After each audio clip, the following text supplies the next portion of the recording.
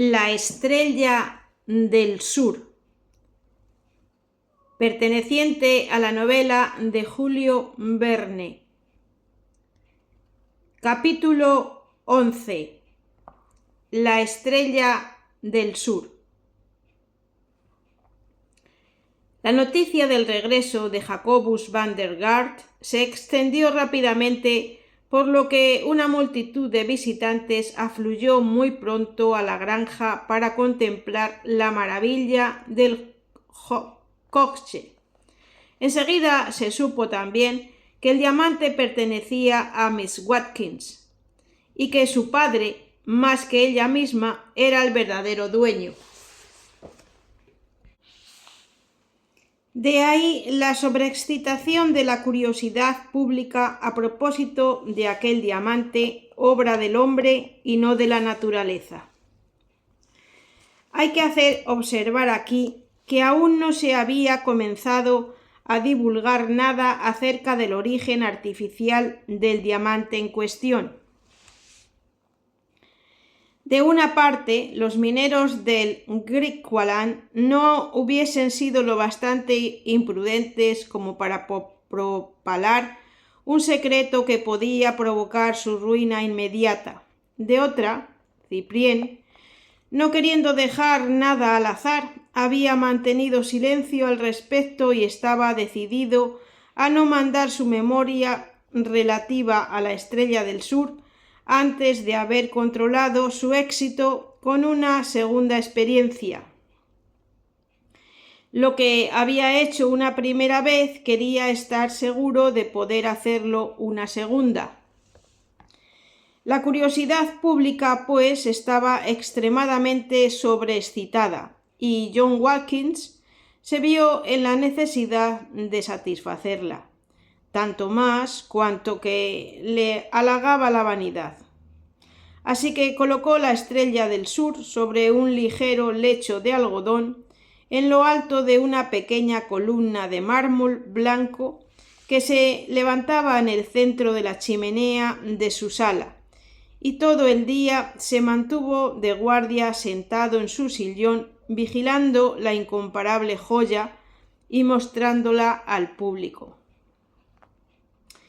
James Hilton fue el primero en hacerle observar lo muy imprudente que era semejante conducta. Se daba cuenta exacta de los peligros que atraía sobre su cabeza, exhibiendo así a la vista de todos el enorme valor que refugiaba bajo su techo. Según Hilton, era indispensable pedir a Kimberley una guardia especial de agentes de policía o la próxima noche muy bien podría producirse algún problema. Mr. Watkins, horrorizado por aquella perspectiva, se apresuró a seguir el juicioso consejo de su huésped y ya no respiró hasta ver llegar hacia la noche una escuadra de policía a caballo. Aquellos 25 hombres fueron alojados en las dependencias de la granja. La afluencia de curiosos se acrecentó en los días siguientes y la celebridad de la estrella del sur atravesó muy pronto los límites del distrito para extenderse hasta las ciudades más lejanas. Los periódicos de la colonia dedicaron artículos y más artículos a describir sus dimensiones, su forma, su color y su brillo. El cable telegráfico de Durban se encargó de transmitir estos detalles a través de Zanzíbar y Adén a Europa y Asia, en primer lugar, luego a las dos Américas y a Oceanía. Los fotógrafos solicitaron el honor de retratar el maravilloso diamante. Dibujantes especiales acudieron en nombre de los periódicos ilustrados a reproducir la imagen. En fin, se trató de un acontecimiento para el mundo entero. Se mezcló la leyenda, circularon entre los mineros cuentos fantásticos acerca de las propiedades misteriosas que se le atribuían. Se decía en voz baja que una piedra negra no podía dejar de traer desgracia. Gentes experimentadas sacudieron la cabeza declarando que preferían ver aquella piedra del diablo en casa de Watkins que en su propia casa. En resumen, las maledicencias e incluso las calumnias, que son parte inherente de la celebridad, no le faltaron a la Estrella del Sur, la cual, naturalmente, no se inquietó nada y siguió vertiendo torrentes de luz sobre sus oscuras blasfemadores. Pero no ocurría lo mismo con John Watkins, a quien estas comidillas tenían el don de exasperar. Le parecía que disminuían algo el valor de la piedra y la sentía como ultrajes personales. Desde que el gobernador de la colonia, los oficiales de las guarniciones vecinas, los magistrados, los funcionarios, todos los cuerpos constituidos habían venido a rendir homenaje a su joya, veía como un sacrilegio los libres comentarios que se permitían expresar a su respecto. Así, a fin de reaccionar contra aquellos desvaríos, tanto como para satisfacer su gusto por las comilonas, resolvió dar un gran banquete en honor de aquel caro diamante que pensaba convertir en especies acuñadas, dijese lo que dijese Ciprién, y cualquiera que fuese el deseo de su hija de guardarlo. Es tal la influencia del estómago en las opiniones de un gran número de hombres que el anuncio de esta comida bastó para modificar de la noche a la mañana la opinión pública en el campo de Vandergaard. Se vio a las personas que se habían mostrado más malévolas con la Estrella del Sur cambiar súbitamente de tono, decir que, después de todo, aquella piedra era bien inocente del mal influjo que se le atribuía y solicitar humildemente una invitación en casa de John Watkins. Se hablará largo tiempo de aquel festín en la cuenca del Vaal. Aquel día hubo 80 invitados, sentados a la mesa bajo una tienda levantada contra uno de los lados de la sala, cuyo muro había sido derribado para tal circunstancia. Un varón real o osado colosal, compuesto por un lomo de buey, ocupaba el centro de la mesa, rodeado por corderos enteros y piezas de toda la caza del país, montañas de legumbres y frutas y toneles de cerveza y de vino, apilados de trecho en trecho, completaban la disposición de aquella comida verdaderamente pantagruélica. La Estrella del Sur, colocada en su zócalo, rodeada de lámparas encendidas, presidía a espaldas de John Watkins la fiesta sagrada dada en su honor. El servicio estaba atendido por una veintena de cafres, enrolados para la ocasión, bajo la dirección de Matakit, que se había ofrecido para mandarles con el permiso de su amo. Allí se encontraban, además de la brigada de policía, a la que de este modo daba las gracias Mr. Watkins por su vigilancia, todos los principales personajes del campo y los alrededores, incluyendo Mattis Pretorius, Nathan, James Hilton, Aníbal Pantalacci, Friedel Thomas Steele y 50 más. Hasta los animales de la granja, los bueyes, los perros y sobre todo las avestruces de Miss Watkins tomaban parte en la fiesta, acudiendo a mendigar algunos restos del festín. Alice, situada frente a su padre, en el otro extremo de la mesa, hacía los honores con su gracia acostumbrada, pero con una gran pena secreta, pues ni Cyprien Meret ni Jacobus Vandergaard asistían a aquella comida, aunque comprendía el motivo de su ausencia. El joven ingeniero siempre evitó, en cuanto le fue posible, el trato de los Friedel, Pantalacci y compinches. Además, después de su descubrimiento, conocía sus intenciones poco benévolas a su respecto, e incluso sus amenazas hacia el descubridor de aquella fabricación artificial que podía arruinarles por completo. Así que se abstuvo de aparecer en el banquete. En cuanto a Jacobus van der Gaart, acerca del que John Watkins había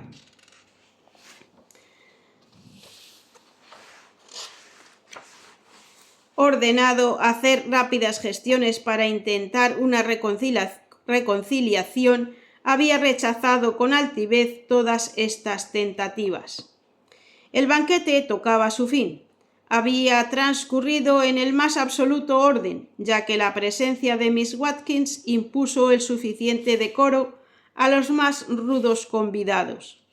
Aunque Matis Pretorius, como siempre, tuvo que servir de blanco para las malignas bromas de Aníbal Pantalacci.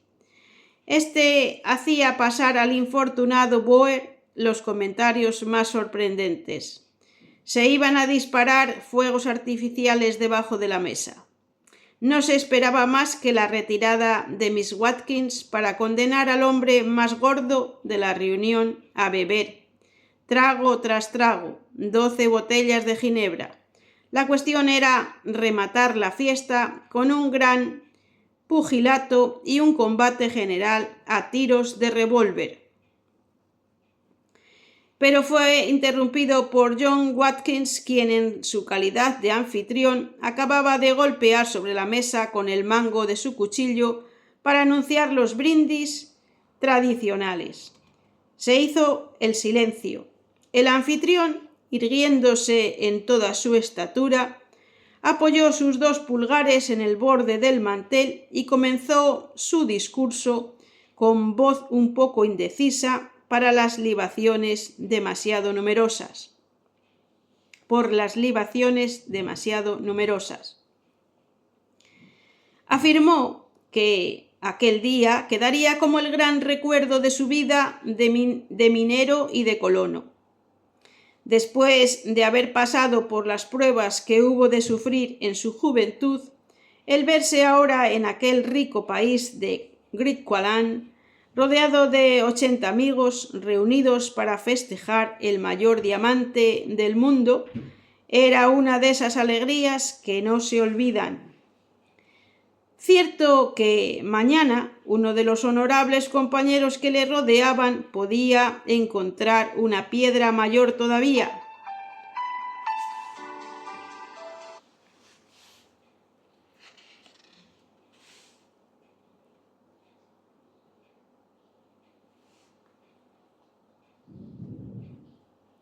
Sal y poesía de la vida de minero. Viva aprobación. Esta buena suerte la deseaba sinceramente a sus huéspedes. Sonrisas, aplausos. Creía incluso poder afirmar que esto era lo único difícil de satisfacer y que incluso él no se declararía satisfecho. Para concluir, invitó a sus huéspedes a beber por la prosperidad del Griqualand, por la firmeza del precio en los mercados de los diamantes, a despecho de cualquier circunstancia que fuese. Y por último, por el feliz viaje que la Estrella del Sur iba a emprender más allá de aquellas tierras para llevar a El Cabo, primero, a Inglaterra después, la irradiación de su esplendor. Pero, objetó Thomas Steele, ¿no habrá peligro en mandar a El Cabo una piedra de ese precio? Oh, irá bien escoltada, respondió Mr. Watkins. Muchos diamantes han viajado en condiciones similares y llegado a buen puerto. Incluso el de Monsieur Durieux de Sancy, terció Alice, aunque nadie igualaría la devoción de su criado. ¿Qué le ocurrió, pues, de extraordinario?, inquirió James Hilton. He aquí la anécdota, respondió Alice sin hacerse de rogar. Monsieur de Sancy era un gentilhombre francés de la corte de Enrique III. Poseía un famoso diamante, todavía hoy llamado con su nombre. Numerosas aventuras habían ocurrido ya en relación con este diamante. Había pertenecido especialmente a Carlos el Temerario, que lo llevaba encima cuando fue muerto bajo los muros de Nancy. Un soldado suizo encontró la piedra en el cadáver del duque de Borgoña y la vendió por un florín a un pobre sacerdote, quien la cedió por 5 o 6 florines a un judío. En la época en que el propietario era Monsieur de Sancy, el tesoro real se encontró en un gran apuro y el señor de Sancy consintió en empeñar su diamante para adelantar su valor al rey. El prestamista se encontraba en Metz. Fue necesario confiar la joya a un servidor a fin de que se la llevase. ¿No teméis que este hombre huya a Alemania?, le decían a Monsieur de Sancy. Confío en él, respondió éste. A pesar de esta seguridad, ni el hombre ni el diamante llegaron a Metz. Así que la corte se burló de Monsieur de Sancy. Yo estoy seguro de mi criado, repetía. Debe de haber sido asesinado. Y en realidad, buscándole, se acabó por encontrar su cadáver en la cuneta de un camino. «Abridle», dijo Monsieur de Sancy. «El diamante debe de estar en su estómago». Se hizo como decía y la afirmación quedó confirmada. El humilde héroe, del que la historia ni siquiera ha conservado el nombre, había sido fiel hasta la muerte al deber y al honor, borrando con el brillo de su acción. Ha dicho un viejo cronista el brillo y la virtud de la joya que llevaba. Quedaría muy sorprendida, señor, añadió Alice al terminar su historia, si llegado el caso, la estrella del sur no inspirase una devoción parecida durante su viaje. Una aclamación unánime saludó estas palabras de Miss Watkins, y 80 brazos alzaron un número igual de vasos y todos los ojos se volvieron instintivamente hacia la chimenea para rendir un vivo homenaje a la incomparable estrella, a la incomparable gema. La estrella del sur ya no estaba en el zócalo donde hacía apenas un momento resplandecía detrás de John Watkins. El asombro de aquellos 80 rostros fue tan manifiesto que el anfitrión se volvió inmediatamente para ver la causa de tal asombro. Apenas la hubo comprobado, se le vio hundirse en un sillón, como abatido por un rayo. Se apresuraron a rodearle, aflojaron su corbata, le echaron agua por la cabeza. Al fin se recobró de su desvanecimiento. «¡El diamante!», gritó con voz atronada. «¡El diamante! ¿Quién ha cogido el diamante?» «Señores, que no salga nadie», ordenó el jefe de la brigada de policía, haciendo ocupar las salidas de la sala. Todos los invitados se miraban con estupor, intercambiando impresiones en voz baja. No hacía ni 5 minutos que la mayoría de ellos habían visto, o al menos pensaban haber visto, el diamante, pero era preciso rendirse a la evidencia. La joya había desaparecido. «Pido que todas las personas presentes sean registradas antes de salir», propuso Thomas Steele con su franqueza de siempre. Sí, respondió la asamblea con una voz que parecía unánime. Esta decisión pareció devolver un rayo de esperanza a John Watkins. El oficial de policía hizo alinear a todos los invitados a uno de los lados de la sala y comenzó por someterse a sí mismo a la operación solicitada. Volvió del revés sus bolsillos, se quitó los zapatos, hizo tantear sus ropas a quien quiso hacerlo. Después procedió a un examen análogo en la persona de cada uno de sus hombres. Por último, los invitados desfilaron uno a uno por delante de él y fueron sometidos sucesivamente a un registro minucioso, lo que no produjo el menor resultado. Todos los rincones y escondrijos de la sala del banquete fueron entonces revisados con el mayor cuidado. No se encontró ni rastro del diamante. «Quedan los cafres encargados del servicio», dijo el oficial de policía, que no quería tener en mentis. «Está claro, son los cafres», le respondieron. «Son lo bastante ladrones para haber dado el golpe». Los pobres diablos, que habían salido un poco antes del brindis de John Watkins, tan pronto no se tuvo necesidad de su ministerio. Estaban sentados en cuclillas en el exterior, formando círculo alrededor de un gran fuego encendido al aire libre, y después de haber hecho honor a la comida que quedaba del festín, improvisaban un concierto a su manera,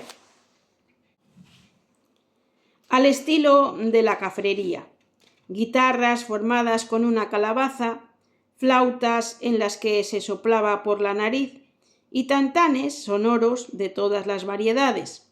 Comenzaban ya aquella cacofonía ensordecedora que precede a toda gran manifestación musical de los indígenas de Sudáfrica. Los cafres no sabían ni siquiera qué se quería exactamente de ellos, cuando les hicieron entrar para registrarles hasta en sus escasas vestimentas. Solamente comprendieron que se trataba del robo de un diamante de gran precio. Como en las búsquedas precedentes, tampoco éstas resultaron fructuosas. Si el ladrón se encuentra entre los cafres, y así debe de ser, ha tenido tiempo sobrado para poner el producto de su robo en lugar seguro, hizo resaltar muy justamente uno de los invitados. «Eso es evidente», dijo el oficial de policía, «y tal vez solo hay un medio de hacer que se denuncie, y es dirigirse a un adivino de su raza. Este sistema a veces tiene éxito». «Si me lo permite», dijo Matakit, que se encontraba aún con sus compañeros, «puedo intentar la experiencia». Esta oferta fue inmediatamente aceptada, y los invitados se situaron alrededor de los cafres. Después, Matakit, acostumbrado a ese papel de adivino, se preparó para comenzar su investigación. Para empezar, comenzó por aspirar 2 o 3 tomas de tabaco de una tabaquera de asta que nunca abandonaba. «Ahora procederé a la prueba de los junquillos», explicó tras aquella operación preliminar. Dirigióse a un arbusto próximo del que cortó una veintena de varas de una longitud igual, que distribuyó a los cafres formados en línea, después de haber separado uno para sí. «Podéis marcharos a donde queráis durante 15 minutos», les dijo en tono solemne a sus compañeros, «y volveréis cuando oigáis sonar el tantán. Si el ladrón se encuentra entre vosotros, su vara se habrá alargado 3 dedos». Los cafres se dispersaron, visiblemente impresionados por este pequeño discurso, sabiendo muy bien que con los procedimientos sumarios de la justicia del Griqualand se les podía detener rápidamente y, sin tener tiempo de defenderse, todavía más rápidamente ser ahorcados. En cuanto a los invitados, que habían seguido con interés los detalles de esta escenificación, se apresuraron a comentarla naturalmente cada uno en un sentido diferente. «El ladrón se guardará de regresar si se encuentra entre esos hombres», objetó uno. «Pues bien, eso mismo le señalará», respondió otro. «Va, Será más astuto que Matakit y se limitará a cortar 3 dedos de su junquillo, a fin de conjurar el alargamiento. Eso es probablemente lo que espera el adivino, y ese torpe acortamiento bastará para denunciar al culpable. Transcurridos los 15 minutos, Matakit golpeó bruscamente en el tantán, llamando a sus justiciables. Regresaron todos hasta el último, se alinearon delante de él y entregaron sus junquillos. Matakit los cogió, formó con ellos un haz y los encontró todos perfectamente iguales. Iba, pues, a dejarlos a un lado y a declarar la prueba concluyente para el honor de sus compatriotas, cuando cambió de idea y midió los junquillos que acababan de entregarle, comparándolos con el que se había guardado. Todos eran 3 dedos más cortos. Los pobres diablos habían juzgado prudente tomar esta precaución contra un alargamiento que, en sus ideas supersticiosas, podía muy bien producirse. Esto indicaba que su conciencia no estaba lo suficientemente limpia y que posiblemente todos habían robado algún diamante en la jornada. Una carcajada general acogió la comprobación de este resultado inesperado. Matakit, bajando la mirada, tenía el aspecto de estar muy humillado, porque un medio cuya eficacia le había sido demostrada a menudo en su kraal hubiese resultado tan vano en la vida civilizada. Señor, no nos queda más que reconocer nuestra impotencia, dijo entonces el oficial de policía dirigiéndose a John Watkins, que se quedó en su sillón abismado en la desesperación. Tal vez mañana seremos más afortunados, prometiendo una fuerte recompensa a quien quiera que pueda ponernos sobre la pista del ladrón. ¡El ladrón!, exclamó Aníbal Pantalacci. ¿Y por qué no ha de ser el mismo que se ha encargado de juzgar a sus semejantes? ¿Qué quiere usted decir?, preguntó el oficial de policía. Pues ese Matakit que, interpretando el papel de adivino, puede haber querido desviar las sospechas de sí mismo. En aquel momento, si se hubiese prestado atención a Matakit, se le habría podido ver esbozar una mueca, abandonar rápidamente la sala y tomar el camino de su choza. Sí, continuó el napolitano, él estaba entre los que han realizado el servicio durante la comida. Es un astuto, un bribón, al que el señor Meré ha tomado afecto, no se sabe por qué. Matakit es honrado. Yo respondo de él, exclamó Miss Watkins, dispuesta a defender al criado de Cyprien. ¿Y qué sabes tú?, replicó John Watkins, si es capaz de haber puesto la mano sobre la estrella del sur. No puede estar lejos, gritó el oficial de policía. En un instante le habremos registrado. Si el diamante está en su poder, recibirá tantos latigazos como quilates pesa la gema. Y si no muere, de eso será colgado después de los 432 golpes. Miss Watkins temblaba de miedo. Todas aquellas gentes semisalvajes acababan de aplaudir la abominable sentencia del oficial de policía. Pero, ¿cómo retener aquellas brutales naturalezas? Instantes después, Mr. Watkins y sus huéspedes estaban delante de la choza de Matakit, derribando la puerta. Matakit no estaba allí, y se le esperó inútilmente durante el resto de la noche. Al día siguiente por la mañana no había regresado y fue necesario reconocer que había abandonado el Vandergard College. Capítulo 12. Preparativos de marcha. Al día siguiente por la mañana, cuando Cyprien Meré supo lo ocurrido la víspera durante la comida, Su primer impulso fue el de protestar contra la grave acusación de la que su servidor era objeto. No podía admitir que Matakit fuese el autor de semejante robo, y coincidía con Alice en la misma duda a este respecto. En realidad, más bien hubiese sospechado de Aníbal Pantalacci, Herr Friedel, Nathan o cualquier otro que no le inspiraban ninguna confianza.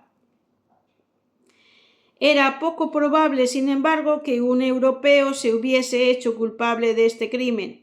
Para todos los que ignoraban su origen, la estrella del sur era un diamante natural y por consiguiente de un valor tal que se hacía muy difícil deshacerse de él. Y no obstante, se repetía Cyprien, no es posible que sea Matakit. Pero entonces le volvían a la memoria algunas dudas a propósito de ciertos latrocinios de los que el cafre se hizo algunas veces culpable, incluso en su provecho, a pesar de todas las amonestaciones de su amo, aquel, obediente a su naturaleza, muy elástica en la cuestión acerca del tuyo y el mío, nunca había podido desprenderse de estas condenables costumbres. Estas nos recaían, en verdad, más que en objetos sin gran valor. Pero, en fin, no hubiese faltado más para establecer un pequeño registro de antecedentes penales que no podía ser bueno para el honor de Matakit. Por otra parte, como presunto hecho, estaba la presencia del cafre en la sala del festín cuando el diamante se eclipsó como por arte de magia. Luego la singular circunstancia de que no se le había encontrado en su choza. Algunos instantes después, por último, su huida, demasiado explicable tal vez, porque no se podía ya dudar de que había abandonado el país. En efecto, Cyprien esperó inútilmente durante la mañana que Matakit reapareciese, negándose a creer decididamente en la culpabilidad de su servidor.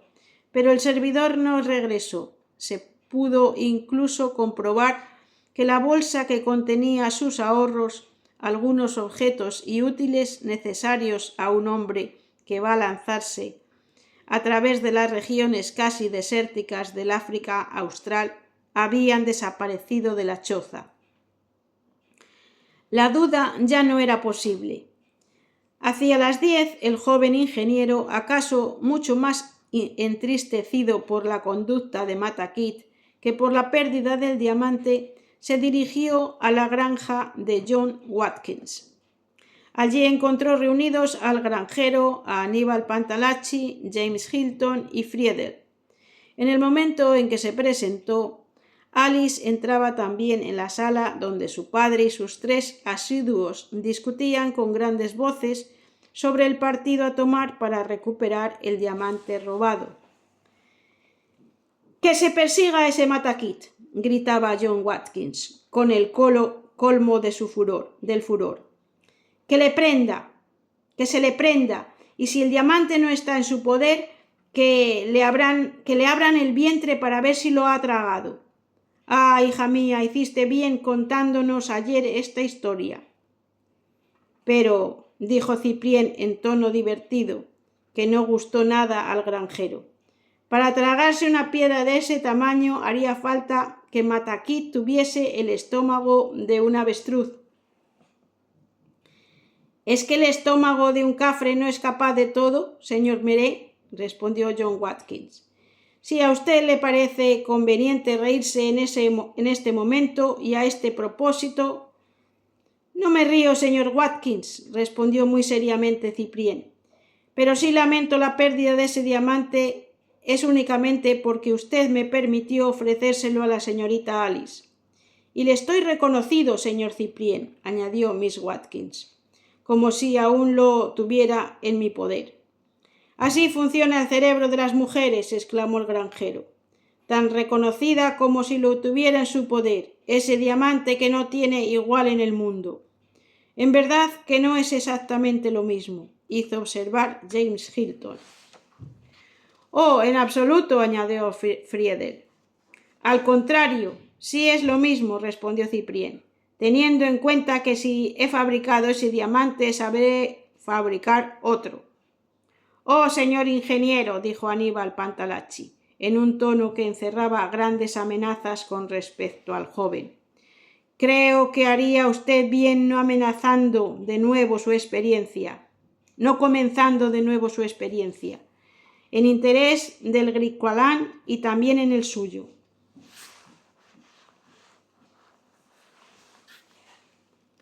¿De veras, señor? Replicó Ciprién. Creo que no necesitaré pedirle la autorización en este asunto. Verdaderamente no es este el momento de discutir sobre esto, exclamó Mr. Watkins. ¿Es que el señor Mere está absolutamente seguro de tener éxito en un nuevo ensayo? ¿Un segundo diamante que saliese de su aparato tendría el color, el peso y por consiguiente el valor del primero? ¿Puede siquiera responder de poder conseguir otra piedra incluso de un precio muy inferior? ¿Es que en su logro se atrevería a afirmar que no ha habido un gran parte de suerte? Lo que decía John Watkins era demasiado razonable para que el joven ingeniero no quedase impresionado. Esto correspondía además a las muchas objeciones que él mismo se había hecho. Su experimento se explicaba perfectamente, sin duda con los datos de la química moderna, pero ¿el azar no había intervenido mucho en este primer éxito? ¿Y si volvía a empezar? ¿Quién le aseguraba que saldría victorioso una segunda vez? En estas condiciones era muy importante prender al ladrón a cualquier precio y, lo que era más útil todavía, el objeto robado. Entretanto, no se ha encontrado ningún rastro de Matakit, preguntó John Watkins. Ninguno, respondió Ciprién. ¿Se han registrado los alrededores del campamento? Sí, contestó Friedel. El bribón ha desaparecido, probablemente durante la noche, y es difícil, por no decir imposible, saber hacia qué punto se ha dirigido. ¿El oficial de policía ha hecho pesquisas en su choza?, insistió el granjero. Sí, contestó Ciprién, y no ha encontrado nada que pueda ponerle tras la pista del fugitivo. ¡Ah!, gritó Mr. Watkins, daría 500 y hasta 1000 libras para que se le pudiera prender.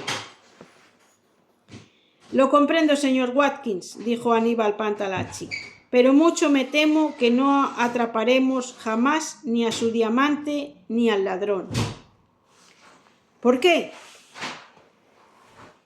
Porque una vez lanzado, explicó Aníbal Pantalacci, Matakit no será tan necio como para detenerse en el camino. Cruzará el Limpopo, penetrará en el desierto e irá hasta el Zambeze o hasta el lago Tanganica, hasta el país de los bosquimanos si es necesario. ¿Era sincero realmente el astuto napolitano hablando así? ¿No querría simplemente impedir que se emprendiese la persecución de Matakit a fin de reservarse ese cuidado para sí mismo? Eso es lo que Ciprién se preguntaba al tiempo que lo observaba. Pero Mr. Watkins no era hombre que abandonase la partida por difícil que fuera de jugar. Verdaderamente hubiese sacrificado toda su fortuna por recuperar aquella incomparable piedra, y a través de la ventana abierta sus ojos impacientes, llenos de furor, se paseaban hasta las verdes márgenes del Baal, como si esperase distinguir al fugitivo en las lindes. «No, esto no puede acabar así», exclamó. «Me hace falta mi diamante. Hay que atrapar a ese miserable. Ah, si yo no sufriese de la gota, no tardaría mucho en lograrlo. Respondo de ello, padre», dijo Alice, tratando de calmarle.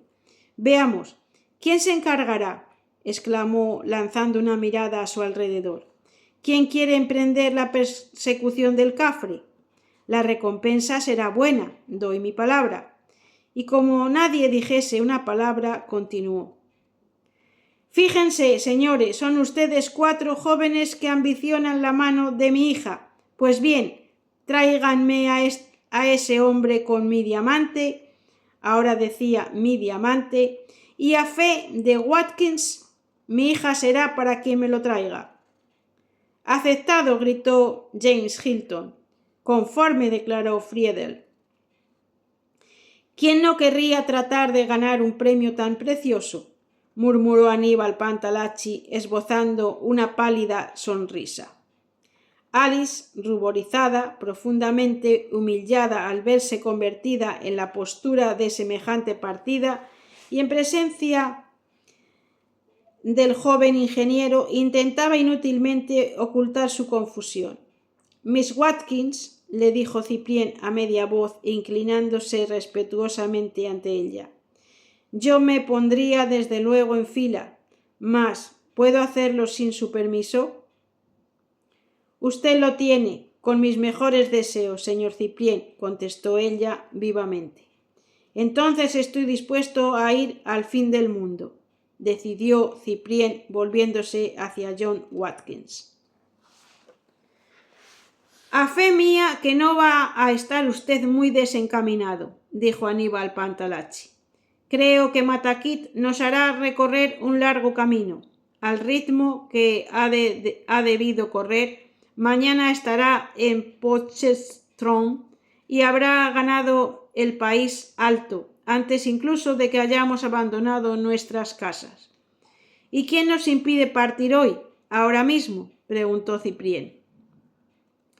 Oh, no seré yo, desde luego, replicó el napolitano. En lo que a mí atañe, no voy a emprender nada a ciegas. Una buena galera con una docena de bueyes de tiro y 2 caballos de silla es lo menos que se necesita para una expedición como la que preveo. Y todo esto solo se encuentra en Potchefstroom. Una vez más, ¿hablaba en serio Aníbal Pantalacci? ¿O su intención era simplemente desalentar a sus rivales? Afirmarlo hubiese sido dudoso. Lo que no lo era es que tenía absolutamente razón. Sin tales medios de locomoción, sin aquellos recursos, habría sido una locura intentar internarse en el norte del Griqualand. No obstante, Cyprien no ignoraba que un equipo de bueyes costaba de 8 a 10.000 francos, tirando por lo bajo, y por su parte no poseía más que 4.000. Tengo una idea, dijo de repente James Hilton, quien en su calidad de Afrikander de origen escocés tenía una marcada tendencia hacia la economía. ¿Por qué no nos asociamos los 4 para esta expedición? Las oportunidades serán las mismas para cada uno y los gastos quedarán compartidos. Me parece justo, aprobó Friedel. Acepto, respondió sin vacilar Cyprien. En ese caso, hizo observar Aníbal Pantalacci, es necesario convenir que cada uno conservará su independencia y será libre de abandonar a sus compañeros en el momento que lo juzgue útil para intentar alcanzar al fugitivo.